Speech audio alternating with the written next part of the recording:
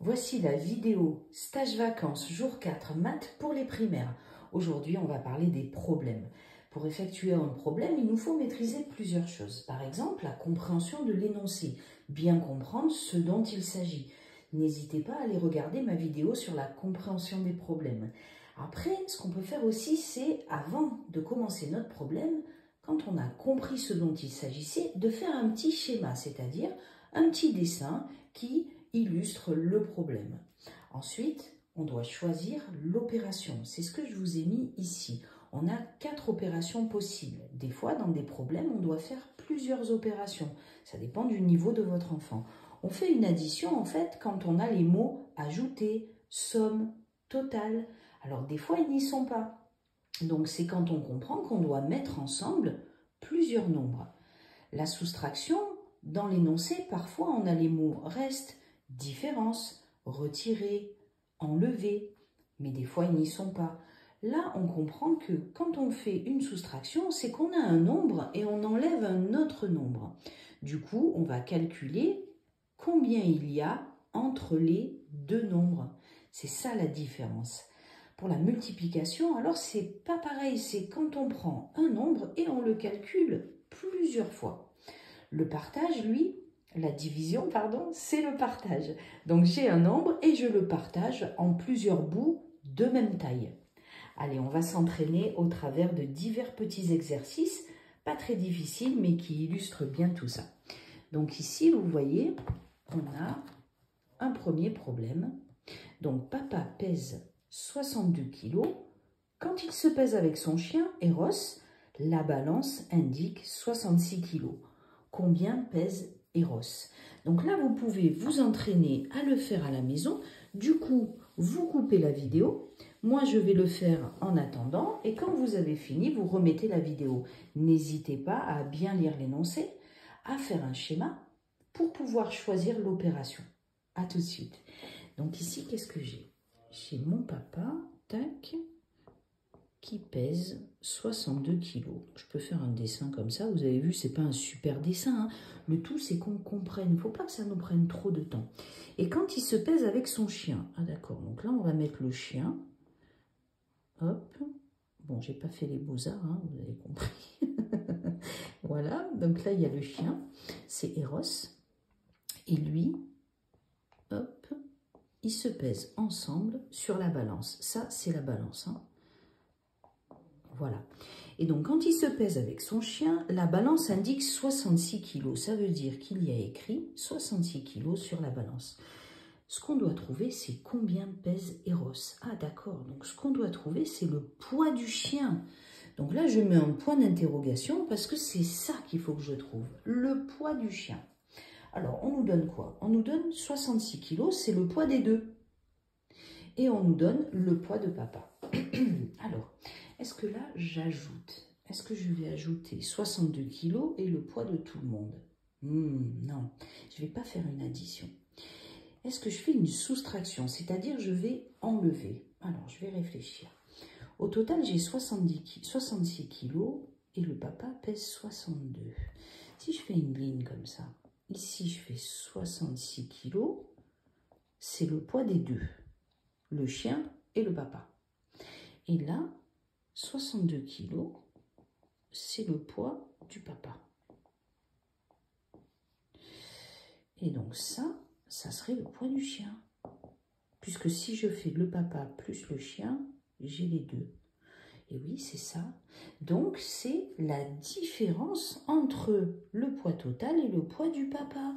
Du coup, je vais faire 66 moins 62. Et là, c'est une soustraction. 6 moins 2, ça fait 4. 6 moins 6, ça fait 0.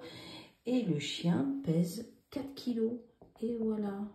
Pour vérifier, je fais 62 plus 4, ça fait bien 66. C'est juste. J'ai plus qu'à faire la phrase réponse. Pour faire la phrase réponse, je vais mettre de la question. Combien pèse Eros? Eros pèse 4 kg. Et voilà. Allez, venez, on fait le suivant. Alors, ici, sur mon cerisier, je compte 18 ailes. Combien d'oiseaux y sont posés? Alors, vous pouvez couper la vidéo. À tout de suite. Donc là, moi, je vais faire un dessin parce qu'avec le dessin, je comprends mieux. Ça peut aider les enfants visuels. Alors, ne vous inquiétez pas, il y a des enfants qui n'accrochent pas avec les schémas. C'est pas grave, hein, dans ces cas-là, on passe directement au choix de l'opération. Donc ici, sur mon cerisier, je compte 18 ailes. Alors, je ne vais pas dessiner des ailes, je vais faire des traits parce que c'est juste un schéma. Et j'en fais 18. Donc 1, 2, 3, 4, 5, 6, 7, 8, 9, 10, 11, 12, 13, 14, 15, 16, 17 et 18. Ok. Combien d'oiseaux y sont posés? Oh. Alors, qu'est-ce que je sais des oiseaux avec des ailes? Chaque oiseau a 2 ailes. Et oui. Donc, en fait, ça veut dire que si je fais un paquet de 2 ailes, ça fait un oiseau. Hop, vous avez vu, avec le dessin, on comprend bien. Hein, un oiseau, un oiseau, un oiseau. Et je fais des paquets de 2. Et là, j'ai plus qu'à compter mes paquets. 1, 2, 3, 4, 5, 6, 7, 8, 9. Eh bien, il y a 9 oiseaux. Bon, alors maintenant, je ne peux pas rendre ma copie comme ça. Il va falloir que je fasse un calcul parce qu'on est en maths. Alors, là, j'ai pris un nombre et je l'ai partagé. C'est une division. Du coup, je fais 18 divisé par 2. Parce qu'à chaque fois, j'ai fait des petits paquets de 2. 2 ailes, un oiseau. Ici, dans 1, combien de fois 2? Je ne peux pas faire rentrer 2 dans 1. Donc, dans 18, combien de fois 2? Bon, là, c'est la table de 2. Je sais que 2 fois 5, ça fait 10. 2 fois 6, 12. 2 fois 7, 14. 2 fois 8, 16. 2 fois 9, 18. 2 fois 9, 18. Et je fais ma soustraction. Ça fait 0. Eh bien, voilà mon résultat. Donc, le résultat, c'est 9. Et 9 quoi? Eh bien, en fait, c'est 9 oiseaux, puisque je calcule combien d'oiseaux sont posés sur l'arbre. Donc, du coup, combien d'oiseaux y sont posés? 9 oiseaux sont posés sur l'arbre. Je me sers de la question pour faire la phrase réponse. Allez, génial, on continue. Cette fois-ci, on va parler de tablette de chocolat.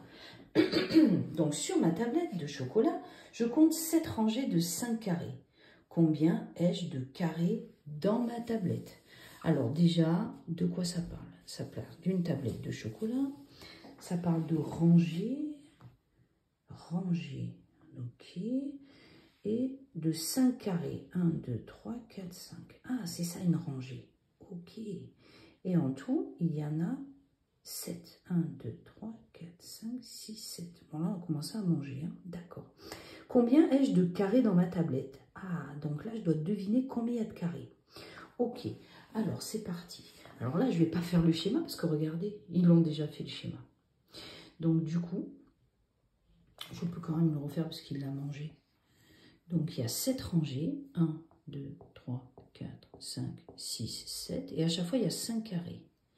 1, 2, 3, 4 et 5. Là, j'en ai 5 et là, j'en ai 7. 1, 2, 3, 4, 5. 1, 2, 3, 4, 5. 7 fois. Ok.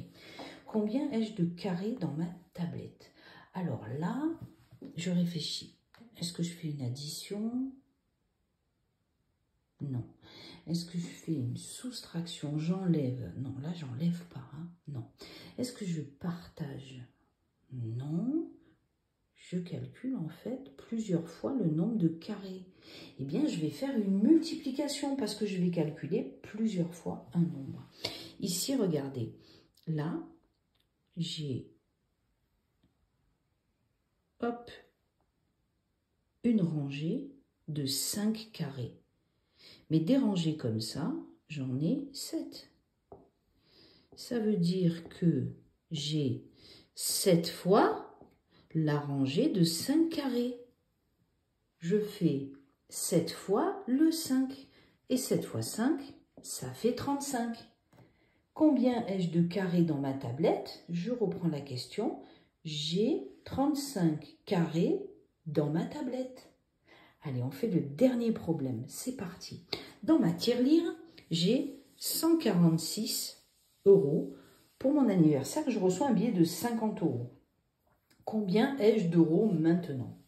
Ok, donc là, on va dessiner une tirelire. J'ai 146 €. Et pour mon anniversaire, j'ai 50 €. Combien j'ai en tout? Oh, bah alors ça, c'est facile. Hein, J'ai 146 et encore 50. Et c'est plus. Ça veut dire que je fais 146 plus 50. Et je fais mon opération. 6 plus 0, ça fait 6. 5 plus 4, ça fait 9. Et 1. Et voilà. Combien ai-je d'euros maintenant? J'ai 196 € maintenant.